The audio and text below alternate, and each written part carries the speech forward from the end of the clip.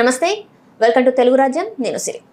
AP fibre network కేసులో అయితే CID Chandrababu Naidu గారి పైన ఉన్న కేసుని ఉపసంహరించుకుంటుంది. అసలు ఏం జరిగింది అనేది మనకు వివరించడానికి మనతో పాటు ఉన్నారు ప్రముఖ రాజకీయ విశ్లేషకులు చింతా రాజశేఖర్ గారు. నమస్కారం సార్. 2014 నుంచి 2019 వరకు చంద్రబాబు నాయుడు గారి హయాంలో ఏపీ ఫైబర్ నెట్లో కోట్ల రూపాయల్లో అక్రమాలు జరిగాయని చెప్పేసి సిఐడి అప్పుడు కేసు పెట్టింది. కానీ ఇప్పుడు చూస్తేనేమో మేము ఉపసంహరించుకుంటున్నాం అని చెప్పేసి వాళ్ళే చెప్తున్నారు. దీన్ని మనం ఎలా చూడాలంటారు? ఇది 2014 నుంచి 19 వరకు చంద్రబాబు నాయుడు ఫైబర్ నెట్ కేసులో ఏమేమైతే అవినీతి చేశారో అవన్నీ వాటి మీద ఏపీసీఐడి జగన్మోహన్ రెడ్డి గారి హయాంలో ఉండగా కేసు పెట్టింది.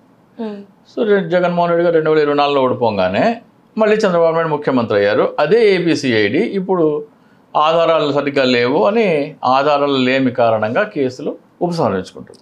అంటే అప్పుడేమో ఆధారాలు ఉన్నాయన్నారు.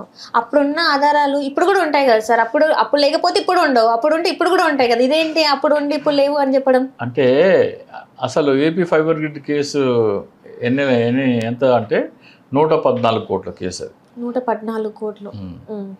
అట్లాగే ఏపీ స్కిల్ డెవలప్మెంట్ స్కామ్ ఉంటుంది, 371 కోట్ల కేసు. చంద్రబాబు నాయుడు మీద జగన్మోహన్ రెడ్డి గారు పెట్టింది 2 కేసులు. 114 కోట్ల ఏపీ ఫైబర్ గ్రిడ్ కేసు, అలాగే స్కిల్ డెవలప్మెంట్ 371 కేసు. అట్లాగే ఏపీసీఆర్డీఏలో అలైన్మెంట్ది సంబంధించిన ఒక ఓఆర్ఆర్ అలైన్మెంట్ది ఒక కేసు, ఇన్నర్ రింగ్ రోడ్ ఏదో అలైన్మెంట్ కేసు. ఇవన్నీ 100 కోట్ల కేసులు పెడితే ఆ కేసు వీగిపోతే ఏంది, ఉంటే ఏంది. చంద్రబాబు నాయుడు ఆంధ్రప్రదేశ్లో అమరావతికి సంబంధించిన ల్యాండ్ పూలింగ్ చట్టం ద్వారా ప్రభుత్వ ఖజానాకి రావాల్సిన 5 లక్షల కోట్ల దోపిడీకి చట్టం తీసుకొచ్చాడని చెప్పాను. ఎన్ని కోట్లు? 5 లక్షల కోట్లు. 5 లక్షల కోట్లు. ఇది ఆంధ్రప్రదేశ్ ప్రభుత్వానికి అప్పటి చీఫ్ సెక్రటరీకి 2022లో, ప్రిన్సిపల్ సెక్రటరీ మున్సిపల్ అడ్మినిస్ట్రేషన్కి, అలాగే ముఖ్య సలహాదారు సజ్జల రామకృష్ణారెడ్డి గారికి 2022లో ఈమెయిల్ ద్వారా చెప్పడం జరిగింది. ఆ తర్వాత 2023లో సజ్జల రామకృష్ణారెడ్డి గారిని పర్సనల్గా కలిసి ఇది చెప్పడం జరిగింది. ఇది 5 లక్షల కోట్ల స్కామ్. మీరు 2023 సెప్టెంబర్లో ఎప్పుడో ఏపీ స్కిల్ డెవలప్మెంట్ కేసు పెట్టారు. నేను ఇది ఏప్రిల్లో చెప్పిన, అంటే నేను చెప్పిన 5-6 నెలల తర్వాత స్కిల్ డెవలప్మెంట్ కేసు చెప్పాను. 5 లక్షల అవినీతి మీద మీరు కేసు పెడతారా, 371 కోట్ల మీద మీరు కేసు పెడతారా చంద్రబాబు నాయుడు మీద? 5 లక్షల కోట్లనే పెడతాం కదా సార్. మరి ఎందుకు పెట్టలేదు?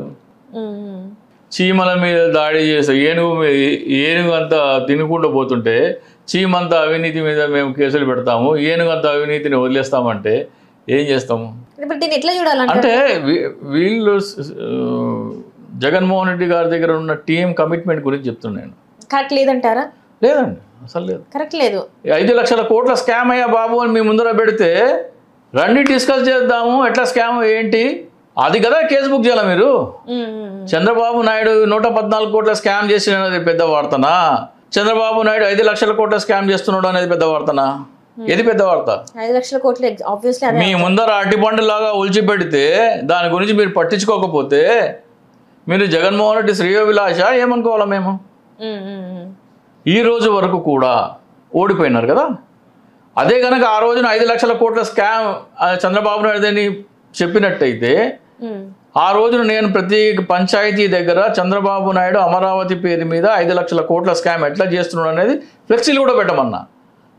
ఈనాడు వాళ్ళ సాక్షి పేపర్లో సండే ఎడిషన్లో 3 వారాల పాటు కథనాలు వేయమన్నా, పాంప్లెట్లు తయారు చేసి ఇంటింటికి పంచమని చెప్పిన.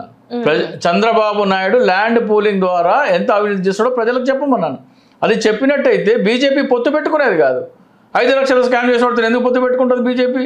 అంటే ఇక్కడ ఇంకొకటి కూడా ఉంది కదా సార్, బీజేపీతో పొత్తు పెట్టుకుంది. అట్లాంటి కేసులన్నీ బయటికి రాకుండా ఉండడానికి ఇట్లాంటి వాళ్ళతో పొత్తు అనేది కూడా అంటే ప్రజలు 5 లక్షల కోట్ల స్కామ్తో పొత్తు పెట్టుకున్నా అనేది ప్రజల్లోకి వెళ్ళిపోతే సంవత్సరం పాటు మీరు దాన్ని ప్రజల్లోకి తీసుకెళ్ళగలిగినట్టయితే పొత్తు పెట్టుకోవడానికి కూడా ఎవరు ముందుకు రారు. ఎందుకంటే మోడీనే అన్నాడు, నరేంద్ర మోడీని అన్నాడు, అమరావతి అనేది పెద్ద స్కామ్ అని నరేంద్ర మోడీనే అన్నాడు. అదే నరేంద్ర మోడీ మళ్ళీ వచ్చి పొత్తు పెట్టుకుంటారంటే అది ప్రచారం చేసుకోలేదు వీళ్ళు. అటువంటి మోడీ 2019 ప్రచార సభలో చెప్పినాడు. మోడీ చెప్పింది ఇదిగో ఇట్లా 5 లక్షల కోట్లు దోచుకుంటున్నాడు అని నేను ఇచ్చిన అవన్నీ ఆధారాలు ప్రజల ముందర చెప్పినట్టయితే బీజేపీ పొత్తులోకి వచ్చేది కాదు. బీజేపీ పొత్తులోకి వస్తే ఈవీఎం ట్యాంపరింగ్కి అవకాశం ఉండేది కాదు. జగన్మోహన్ రెడ్డి మళ్ళీ సీఎం అయ్యేటోడు. ఈరోజు కూడా ఆంధ్రప్రదేశ్లో ఉన్న ప్రతి గ్రామంలో ప్రజలందరి చేత భారత ప్రధాన న్యాయమూర్తి గారికి లేఖలు రాయించమన్నా. 5 లక్షల కోట్ల దోపిడీ ల్యాండ్, మేము అమరావతికి వ్యతిరేకం కాదు, అమరావతి అనే రాజధానికి వ్యతిరేకం కాదు, 3 సెక్రటేరియట్, హైకోర్టు, అసెంబ్లీ అక్కడే కట్టుకోండి, అన్నీ చేయండి, మాకేం అభ్యంతరం లేదు. కానీ ల్యాండ్ పూలింగ్ పద్ధతి ద్వారా భూమి సేకరించడం అనేది ప్రభుత్వ ఖజానాకి రావాల్సిన ఆదాయాన్ని ప్రైవేట్ వ్యక్తులకు దోచిపెట్టే స్కీమ్ అది అని ప్రజలందరి చేత భారత ప్రధాన న్యాయమూర్తి గారికి లెటర్స్ రాయించే కార్యక్రమం చేపట్టమన్నా. దానికి ఆసక్తి చూపించట్లేదు. అట్లాంటి వాళ్ళు ఉన్నారు జగన్మోహన్ రెడ్డి గారి పక్కన. ఇంకో విషయం చెప్తా ఈవీఎంలో అవకతవకలు ఉంటే దాని పరీక్షలు ఏం చేయాలో సుప్రీంకోర్టు చెప్పింది. సుప్రీంకోర్టు చెప్పిన పరీక్షలకి అనుగుణంగా పెట్టకుండా వేరే విధంగా ఎన్నికల సంఘం ఒకటి రూపొందించింది. సో మన బాలినేని శ్రీనివాసు, బెల్లాన చంద్రశేఖరను, అప్పల్ నర్సయ్య గారు దాని ఈవీఎం వెరిఫికేషన్ కోసం అప్లై చేస్తే దానికి అంటే సుప్రీంకోర్టు ఆదేశాలకు అనుగుణంగా ఎన్నికల సంఘం ప్రవర్తించకపోతే దాన్ని కోర్టులో వేయాలి కదా. ఏ కోర్టులో వేయాలి? సుప్రీంకోర్టులో వేయాలి. సుప్రీంకోర్టు చెప్పిన పని వినకపోతే ఎన్నికల సంఘం మీరు చెప్పిన ఆదేశాలు పాటించట్లేదని సుప్రీంకోర్టులో వేయాలా.